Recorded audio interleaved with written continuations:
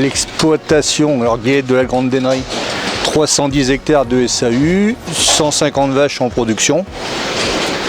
On est 4 associés, donc 10 salariés et 2 apprentis. Par rapport à la SAU, on est à peu près 70% en herbe. On fait un peu de maïs en silage et des céréales, mais c'est tout autoconsommé. Donc à peu près 70% de ce que l'on produit, on produit à peu près 1 million de litres de lait par an. On transforme à peu près 700 000 sur l'exploitation, donc avec toute une gamme de produits, du beurre, de la crème, du lait, des yaourts, des desserts et plus fromage blanc, fromage. On fait la transformation depuis 2010. On a démarré après la crise laitière de 2009. On était comme beaucoup d'exploitations avec des investissements mais pas de rentabilité. Donc il a fallu réfléchir et aujourd'hui ça fonctionne et on est à, on va dire, 75% de notre chiffre d'affaires, c'est la vente directe. On est en lait bio depuis avril 2019.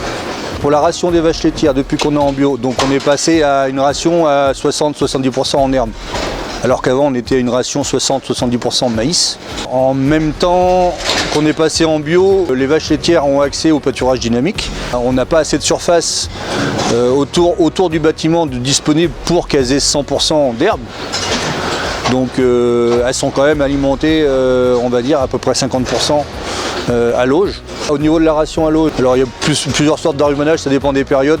Enrubanage de luzerne, enrubanage de prairies temporaires à dominante graminée, du maïs sorgho en silage, du métail en silage, févrole grain aplati, avec du triticale grain aplati aussi, et du soja, mais en ce moment il n'y en a pas parce que le soja il est en attente de se faire toaster. C'est produit soit localement ou sur la région. Alors, on fait toaster la févrole et le soja, donc l'objectif c'est de gagner en valeur alimentaire. Parce que le soja ou même la graine de févrole, en bio, ça a un coût. On est presque à 800 € la tonne en soja et plus de 500 € la tonne en févrole. C'est un investissement. On a acheté les févroles et le soja pour l'année. On va toaster à peu près pour l'année en protéines. On pourrait éviter d'acheter de la protéine ou de la céréale.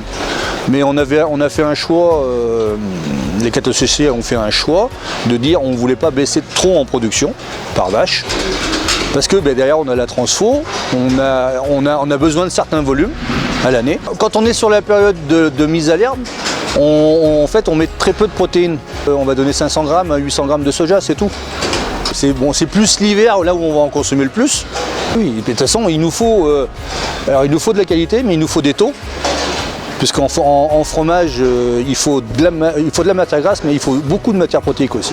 Pasquier Végétal, c'est une entreprise de négoce agricole et de fabrique d'aliments. Alors le principe du toastage, c'est on a la graine brute, donc crue, et ça permet de lui faire un choc thermique pour faire sortir la graine entre 115 et 120 degrés. Pour augmenter la protéine et pour que la graine soit beaucoup plus digestive. Un brûleur qui fait une flamme, alors ça tout dépend de la graine, de la température, tout ça, mais la graine elle est à peu près entre 230 et 260 degrés. Et la graine passe juste au-dessus de la flamme et c'est là où le choc thermique se fait. On est entre 5 tonnes 5 à 6 tonnes 5 à l'heure.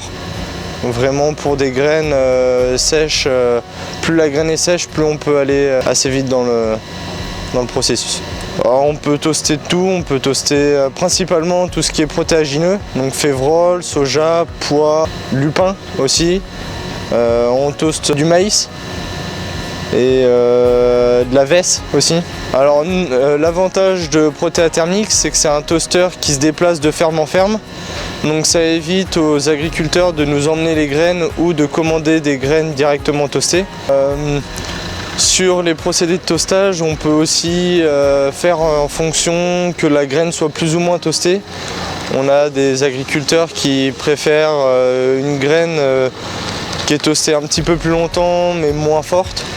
Donc on peut varier les vitesses et les températures.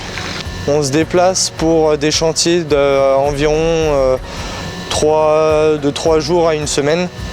On peut se déplacer dans un secteur Par exemple, là, je rentre dans le 16, j'ai 2 clients et j'ai environ 150 tonnes à faire.